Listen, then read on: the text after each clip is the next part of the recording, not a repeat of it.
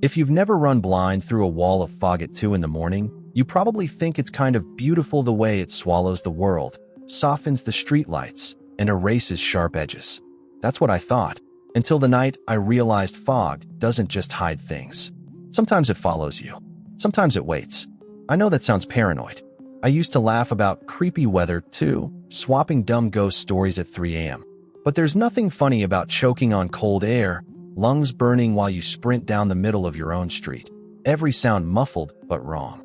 My shoes slapped the pavement, pulse loud in my ears, yet underneath it, something heavier moved. I could feel it organizing itself behind me, shifting inside the fog like a living, crawling thing. Not a storm front, not mist, not human. I'm not telling you this for drama. I'm telling you because nobody warned me. Because when you're knee-deep in the mist, and all logic tells you to slow down, to trust your senses, it's not logic that's got its hooks in you. It's the slow realization that the ground doesn't line up right. Your house number has vanished, and the cold pressing against your back is hungry. I could taste dirt, copper, a tang like battery acid on my tongue. My phone wouldn't turn on. The flashlight drained instantly, like the fog had sucked up the light and left nothing but heaviness. I remember ducking under a hedge, heart slamming, and for a few seconds I truly thought, this is how I go. Not by accident, not some serial killer lurking in a van, but by something older, smarter, something no one will ever believe. You ever walk through fog and swear it's more than just weather? I did. I barely got out. There's things you won't ever hear on the news unless you want to know what's really out there, hiding in plain sight. What if the fog is watching you back? There's something weirdly comforting about fog, isn't there? For most people, it's that cozy backdrop in movies rolling over quiet fields, setting the mood for gentle walks and quiet mornings where the world is softer, edges blurred. Maybe you remember watching headlights cut through it on early rides to school, or standing at your window as a kid, fogging the glass with your breath just to see the outside world fade and return. For years, fog made me think of campfire stories and Halloween decorations, nothing more. But after what I've seen and what you're about to hear, I don't trust the mist anymore. I wouldn't blame you if you never do again either. It's not just my story, and I'm not alone. The last time I asked for strange weather stories, I got dozens of DMs. Some were harmless people swearing they saw shapes in the mist, watched shadows bob between trees, even heard distant music. Some of those stories were so detailed, so raw, that I started to notice patterns. Names repeating, places overlapping, voices lost and found again in the same patches of fog, all over the world, whispered like a dare. There are some stories I'll never read on air, just out of respect for the people who sent them, because even the bravest among us have chills that won't fade. So have you ever felt it, that tingle on your arms when you step into a thick mist, and you tell yourself it's just the temperature, nothing more?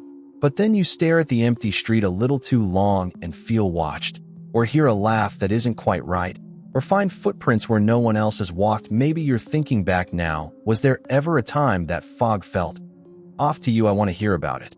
In the comments, in the DMs, wherever you want to drop your story. Don't hold back. We're all just trying to piece together a puzzle the world doesn't want us to see.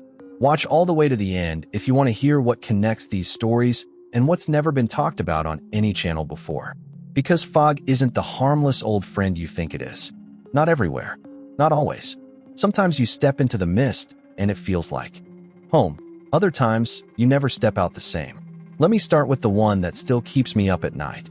Some nights refuse to fade, no matter how much you try to forget. It was a Tuesday late, cold, and unremarkable except for my own exhaustion, and I was driving back from my sister's place outside of town. The road was a patchwork of cracked asphalt and long, empty stretches of nothing. The dashboard glowed with the hum of old pop songs. I was running on caffeine and the promise of my own bed, checking the rearview mirror out of pure habit, not fear. Nothing ever happens on nights like that. It's just small-town routine, gas station coffee, flickering radio, a half-eaten pastry on the passenger seat. Every mile blurs into the next. My phone buzzed a couple times, texts from friends, a reminder about laundry, nothing I cared about. When you drive the same back roads often enough, you start to forget you can ever get lost. It started with a low, silvery haze ringing the headlights. I brushed it off, just farm fields giving up their cold to the night air. I told myself, rolling down the window slightly to catch the scent of wet grass. But it changed. The fog wasn't gentle or rolling anymore. It pressed in, heavy enough to weigh on my chest. Street signs vanished. The trees turned to smudges in the rear view as if the world behind me didn't matter anymore. I switched on the high beam's big mistake.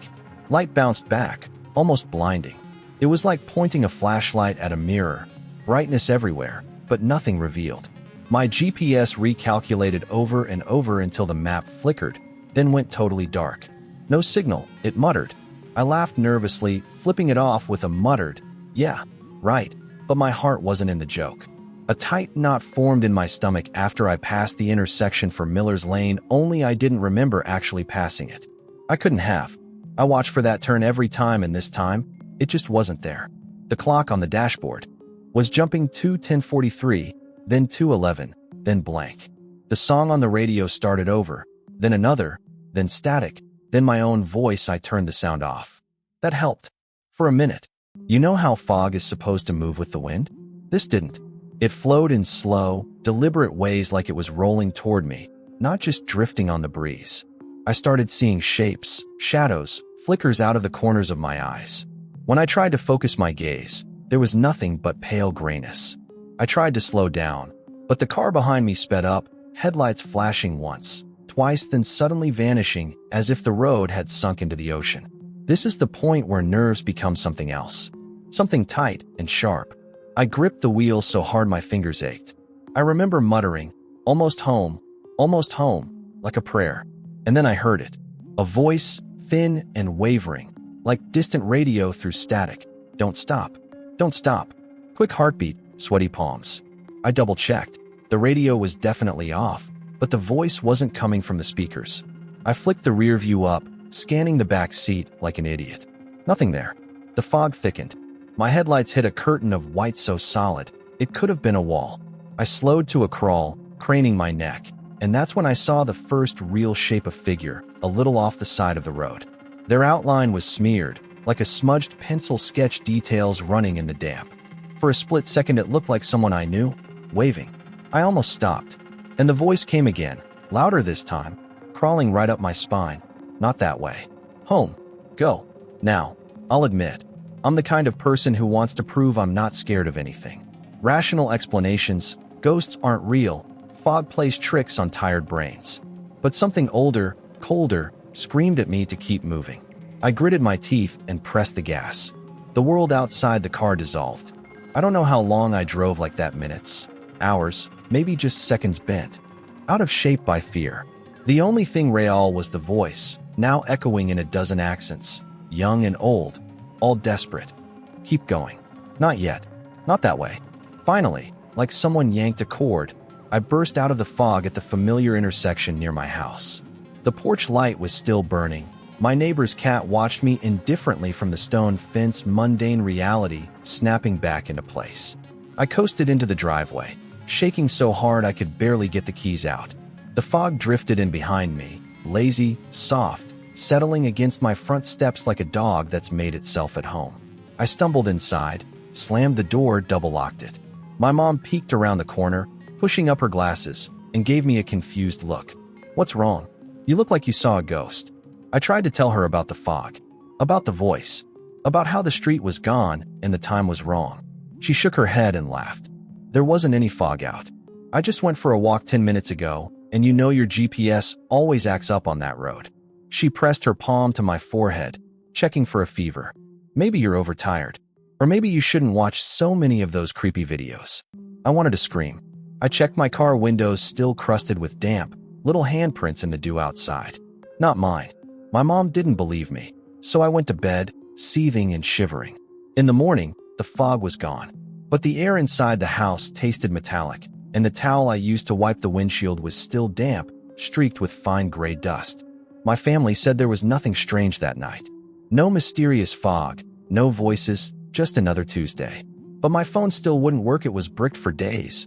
Apps corrupted, audio files playing only white noise. The car's clock never returned to normal.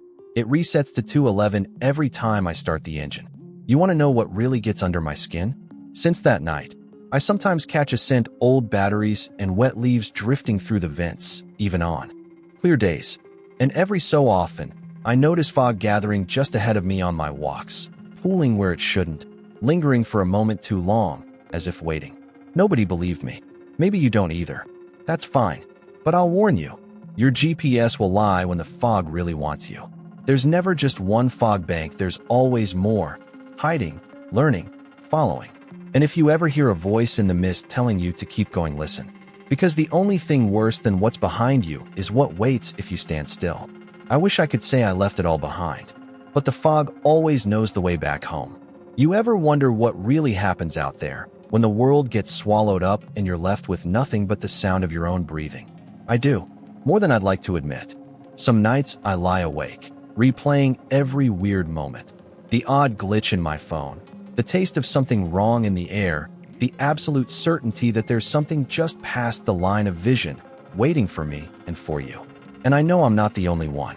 I keep a little folder in my personal case files. DMs, comments, emails with the subject line. Fog experience. What I saw in the mist. Does anyone else know? Most of them start with, I've never told anyone this. Or, please anonymize if you use it. Some of you said you saw shapes coalescing out of nothing. Faces peering from behind mailboxes or trees. There's a message in my inbox right now. Every time it fogs, the lights in my house flicker for a few seconds, like something big just passed by. Someone else. Woke up to my dog whining at the door and nothing outside but fog. In the morning, his paw prints circled the yard, but so did something else. Something barefoot and huge. I read them all, trying to find answers, or maybe hoping for proof it was all just a bad dream. What was that thing in the fog? Just echo and imagination, or is it something more? Why do some places get fog that feels wrong, stranger than just weather? And why does it seem to follow people home? Keep listening. Read to the end. These aren't just random stories, they're fragments. And when you line them up, something starts to take shape. Or don't. There are things you can't unlearn once you see the pattern. The next story is from a case even the locals refuse to talk about. When the mist comes down at Miller's Bend, some people leave. Some people claim not to notice, and others, well, they never come back changed or never come back at all. You hear stories about Miller's Bend everywhere. It's the punchline for every road trip there in 3 counties. Just don't piss off the fog. For years, I thought it was just local color, something for bored teens to joke about when the bonfire burned down and the woods pressed in too close. My friends and I were skeptics by nature. The sort of people who challenged each other to spend whole nights in haunted graveyards for nothing more than the right to mock each other at breakfast. Miller's Bend was supposed to be our next conquest, just another story to tear apart. There were 5 of us out that night: me, Sam, Jordan, Lex, and Eric. We were packed into Sam's ancient Suburban, paint scratched up from a decade of questionable adventures. The plan: night hike the Miller's Bend Trail, make fun of whatever creepy stuff we saw, then crash at the campsite with too many snacks and the world's worst instant coffee. I remember us starting up the trail, flashlights swinging wildly, boots thudding on the old wooden bridge just before the official trailhead. Lex was reading local legend threads from their phone, putting on their best spooky voice. It says here the fog walks with you, and if you hear your own name whispered in the mist, you have to keep walking, never answer, never look back, or you'll never leave. Eric burst out laughing. Bet the fog can't pronounce your weird name anyway. We threw sticks into the dark, all nerves disguised as jokes. For the first hour or so, it was perfect. The sky was crystal clear, the woods alive with crickets and the hum of distant trucks on the highway. The air was sharp in our lungs, October cold but not freezing. At the bend itself, a tight curve where the trail follows the edge of a steep drop-off, we stopped to catch our breath. Sam faked a ghostly groan, staggering around and clutching his throat. Oh no, the Miller's Bend specters got me. Jordan snapped a photo, the flash briefly turning our faces into grotesque masks. Then it happened. A thick, gray line began rolling in across the valley floor, swallowing the far side of the bend first. The temperature dropped, fast breath like smoke, sweat crawling with goosebumps. Whoa, check that out, actual horror movie vibes, Lex said, snapping a panorama. At first, we huddled up like a pack of kids on a sleepover, convinced we'd beat whatever the woods threw at us. But the fog didn't just roll in, it advanced, swallowing the trail behind us and rising up the embankment, a silent, living tide. In minutes, it choked off the last of the light, turning unfamiliar trees into looming shapes. I could barely see Sam 2 feet ahead. The world was reduced to our own breaths and uncertain footsteps. Eric's voice sounded distant all of a sudden. "Lex? You still there then, Lex?" Much closer. "I'm right here, idiot." But I saw Lex's silhouette ahead of me, and Eric's flashlight beam swept left, off the path entirely. That's when we started to split apart. Nobody wanted to admit it, but the fog was tricking us, stretching or swallowing sounds, making us feel like we were shouting and whispering at the same time. And then, softly, as if the trees were learning new tricks, I heard my name. Not shouted, not called, whispered, so clear and deliberate that my legs almost buckled. Sam turned abruptly. "Did you guys hear that?" Jordan snapped, irritation a thin veil. "Don't start, man. Just keep walking." But then the whispers came again, overlapping, filtered through a mouth knot. Made for human sounds. "Eric, Lex, Sam, Jordan." Each time, the pronunciation got stronger. Lex wobbled, voice shaky for the first time. "Wait, was that you guys?" Nobody answered. The joke was gone. Nobody was laughing.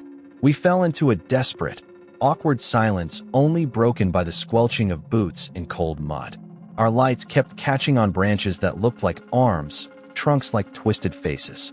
And then the fog started asking questions, not out loud, but in that weird way your own thoughts sometimes betray you at 2 in the morning. "Are you still alone? Did you see what's just behind you? Who would notice if you went missing?" Sam muttered. I think it wants us to answer. Like, really answer." Jordan hissed, "Shut up and keep moving." Eric spun, pointing his light directly at Lex. "You're messing with us. Admit it." Lex just stared into the fog, pale and sweating. I haven't said a word. We realized, together, that the trail had split. It wasn't supposed to. There is only one path at Miller's Bend.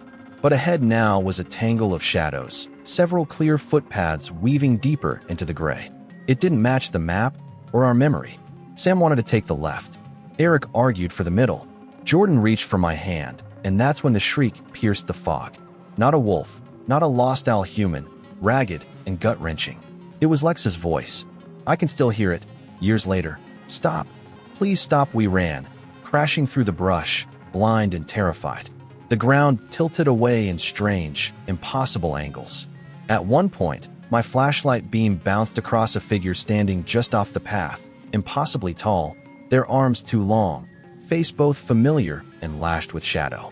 I didn't recognize them, but something in me knew somehow I should. I bolted, the air thick around my throat. I heard someone beside me, maybe Jordan, cry out, "Lex! Lex, answer me!" The only reply was static, that hideous whisper, "Keep walking." My voice cracked open. "Lex, come back. Where are you?" A sharp reply, too close, too soft. "I'm right here." I turned. Nothing. Nobody. Only the sound of labored breathing and feet pounding the moss. Sam sprinted past me. Our group, once a pack, was now a scatter of desperate individuals running for any sign of light. I saw Eric waving a phone above his head. He was shouting coordinates, but the display glowed with an error screen I'd never seen before, all flickering squares and shifting symbols. It felt like hours, but it couldn't have been more than 15 minutes before we finally stumbled back onto the bridge, our original starting point. The air cleared so quickly it felt like a gag being lifted from my mouth. Night sounds returned, sharp and urgent. Someone's car alarm beeped far off in the distance, grounding us instantly. Sam doubled over, vomiting in the dead leaves. Jordan clung to Sam's arm and sobbed. Eric was staring at his own hands, whispering, "It's not my voice. It's not my voice." Lex was missing. We screamed their name until our voices cracks. We staggered the trail 3 more times that night, splitting up in pairs, shining lights into every hollow, calling and calling. Lex was gone. Not a footprint. Not a jacket. Only the fog that pressed cold against our backs, shifting, thinning, then rolling away as if it had somewhere more important to be. We called the sheriff. We cried, lied on official forms, blamed each other in quiet moments. The search went on for days. Eventually, the authorities told us Lex must have gotten turned around and wandered out another trailhead. But I know there were no other exits, not that night. About a week later, I got a text from Lex's number. "I'm back. But it's not safe to talk. Please don't come looking. My heart froze. I messaged back dozens of times. No reply. A month after that, someone spotted Lex at a gas station 2 towns over, silent, glassy-eyed, wearing the same muddy coat. They looked at the person who called their name and said in a voice low and wrong, "Keep walking." No smile, no recognition, just turned and faded into the morning fog. We never saw them again. But sometimes, late at night, I get voicemails static punctuated by my name. Each time less human, each time more desperate or angry. They say the fog at Miller's Bend remembers every face. I believe it. I think it gets hungry. And I know it can learn names one by one until it finally finds the right answer to whatever question it's been asking for years. So if you ever hear your own name whispered in the fog, don't stop, don't answer, and whatever you do, keep walking. But that wasn't even the worst story. There's one more, just one, and it comes with a warning. If you've made it this far, you're starting to see the pattern. I try to tell myself these are just nightmares stitched together by tired people with too much time online. But the stories keep piling up. The same rules, whispered from completely different corners of the world. Never answer if you hear your name in the fog.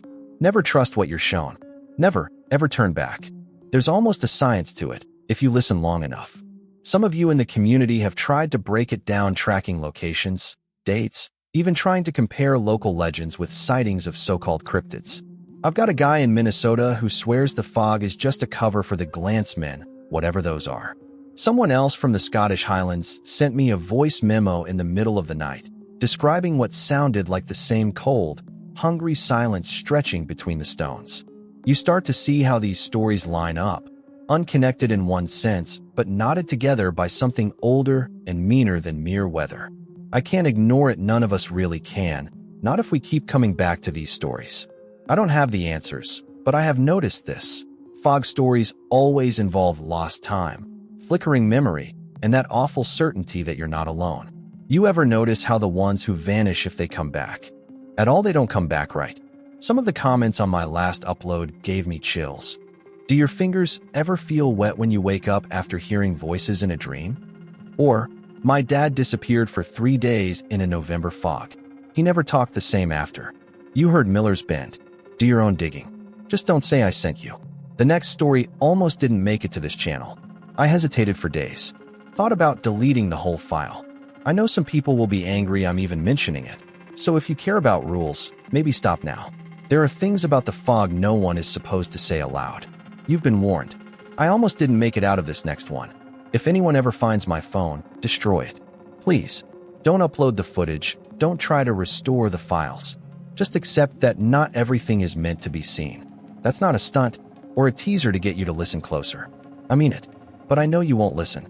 I wouldn't have, either, not before this. I was always chasing the next viral scare, the next real creepypasta moment that could break the algorithm. I prided myself on skepticism, on shining a cold light into the corners the rest of the internet tiptoed past.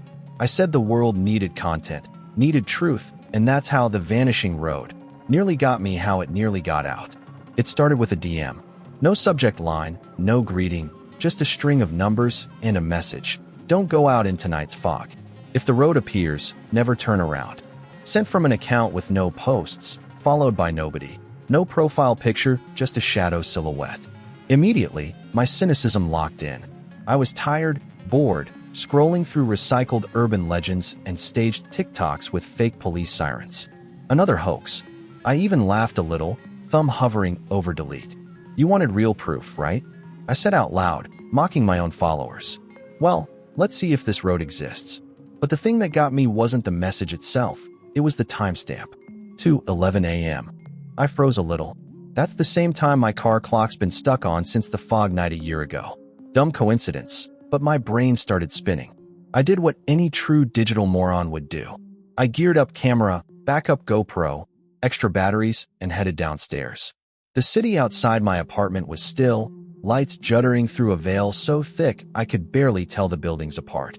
The air tasted sour, like burnt wires. I texted a friend, "Going out for footage if I ghost you after 3, call me." Or a therapist, LOL. Got back a single skull emoji.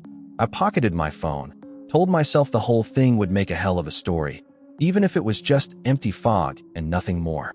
The vanishing road's supposed to cut between the old industrial park and the edge of the rail yard, a spot folks in online forums linked to sightings, lost time, and at least 2 missing person rumors nobody bothered following up.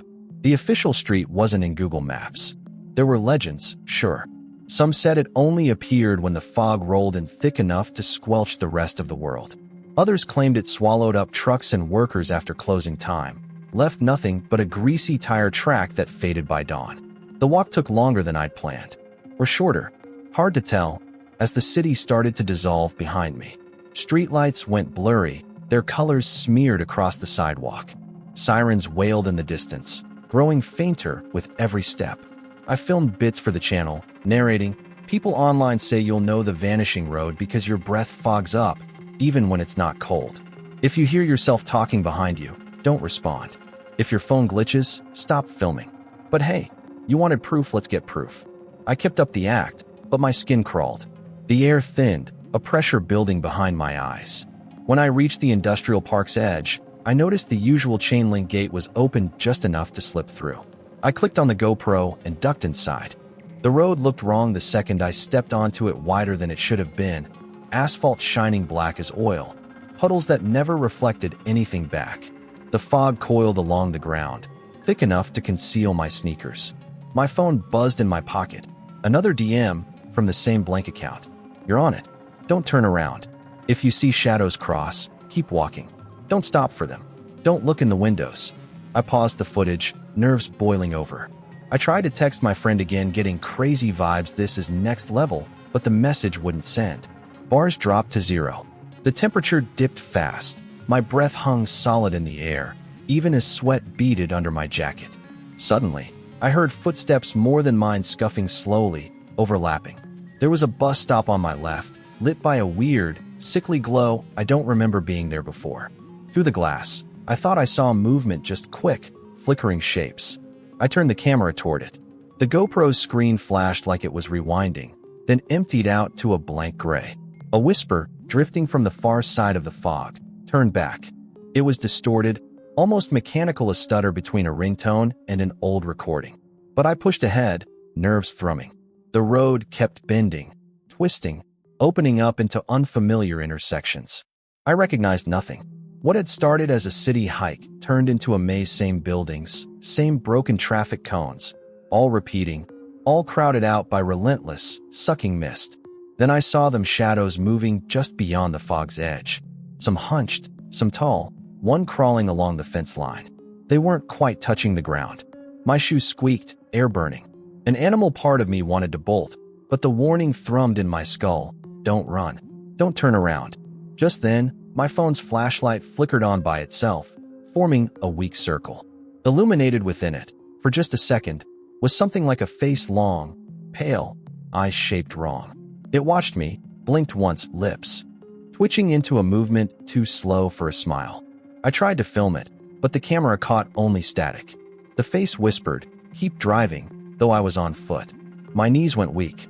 The fog closed in, tighter now, muting sound, flattening light. At the next corner, the concrete opened into a gap between 2 warehouses, unmarked, shadow-drenched. I heard my own voice, no, not a recording, but my voice cry, "Hey, back here," behind me. I nearly turned. Nearly. I closed my eyes, certain I was about to fall, or worse, just stop existing. But I forced myself forward, heartbeat in my teeth. Above me, through brief tearings in the mist, I saw lights arranged in rings, spiraling, the colors wrong, impossible to remember later. From somewhere unseen, a low grinding started up. The air pressed hard against my chest, as if daring me to breathe. In the corner of my vision, those shadows merged, taking on more substance. Someone or something brushed my shoulder. Static skittered through my head. For a second, I thought I saw the outside, sunlight and trees, then just walls closing in. Then it changed. I was standing back at the start of the road, gasping. It was dead silent, no cars, no city noise, no wind. My phone screen ran a video by itself.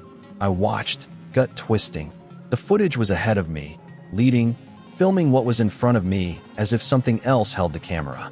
It darted sideways, capturing shadow things crawling from drains, staring right into the lens. Flickers of movement, letters painted over signs. No witnesses. No files. No exit. I tried to stop the recording. No luck. All at once, all my devices shut down: GoPro, phone, even my watch. I ran. I don't even remember how I got out. Only that at some point I lunged between broken pallets and through a tear in the fence, landing face down in someone's backyard mud. The fog behind me was already thinning, as if nothing had ever happened. My phone worked again later that night, but everything I tried to play back was corrupted. The best I got was a series of images, shadowed faces, a warped frame of my own eyes staring forward, wide, glazed. Last clip, a single phrase typed out and vibrating, digital text over a blank white field: if you see the vanishing road, keep driving. Don't look back. I told no one for weeks. When I went back online, the account that messaged me was gone. My DMs were empty, apart from some terrified follower asking, "Did you see that thing behind you?" on my last accidental late-night stream. I looked just a blur, could have been fog, could have been something else. Now, I see the same car, idling at the end of my street every morning. Or maybe it just looks the same. Some days, when it's foggy, my phone buzzes at 2:11 even though the clock's not set. Just a single notification: don't turn around. Sometimes, I hear footsteps behind me too soft to be anyone's, too real to be nothing. I don't know what I brought back, if anything. But some nights, I dream about driving that road and never seeing the exit. Sometimes I wake up certain I left pieces of myself out there, wandering with the others who didn't make it out. I keep telling myself it's just the price for chasing stories, for wanting proof. But if you find the footage, if you see what I saw, you'll never sleep again. You'll start noticing new patterns, new disappearances, new accounts with no history, no friends, just your face and their profile pic. If you see the vanishing road, keep driving. Don't look back, not for anyone, not even yourself. Maybe you're safer if you don't know. So, what do you think? Were these just stories? Or did something ring true, maybe too true for comfort? By now you've noticed the pattern. Wherever the fog lingers, things get lost, rules bend, and nothing is as simple as just weather. You've heard voices calling out from the mist, friends disappearing with only static in their place, roads opening up that shouldn't exist, and coming back never meaning what it used to. Every time I share these stories, the comments section fills up with people who swear their own fog story is even stranger, or more terrifying, or maybe just unfinished. I want to hear from you. Seriously, don't just lurk. Drop your experiences, your theories, your wildest fog encounters in the comments. Which rule would you never break? Have you ever seen something in the mist you still can't explain? If I miss your message, it's not on purpose. Sometimes the inbox gets, well, glitchy after episodes like this. And for the obsessed, those of you who always spot the hidden details, who DM me coded warnings and local news clippings, I see you. Stick around. I've got more stories saved, some too dangerous to post here, some classified by request. Maybe they'll make it on air. Maybe I'll just keep them locked away a little longer. But do me a favor. Next time the fog rolls in thick where it shouldn't be, don't go alone. Listen for the whispers, trust your gut, and whatever you do, don't look back. The fog keeps its secrets. And sometimes, it keeps us, too. Some cases never close. On your screen now, you'll see fragments I've collected, redacted police logs where witnesses reported missing hours, grainy snapshots of something tall moving just beyond the fog line, sketches mailed in by viewers who never replied again. There's a line in one of these reports, see if you can spot it, an address scribbled in the margins nobody's been able to trace. A handful of email screenshots with subject lines like "forgotten in fog" and "do not open if foggy." If you think you've cracked a code or caught something out of place, drop it below. Hardcore fans always notice one more clue. And if you're still searching for answers, don't worry. The fog is thicker than you think. More lost places, more true submissions, more to decode coming soon in the next episode. Don't wander too far. This story isn't finished yet. Stay tuned.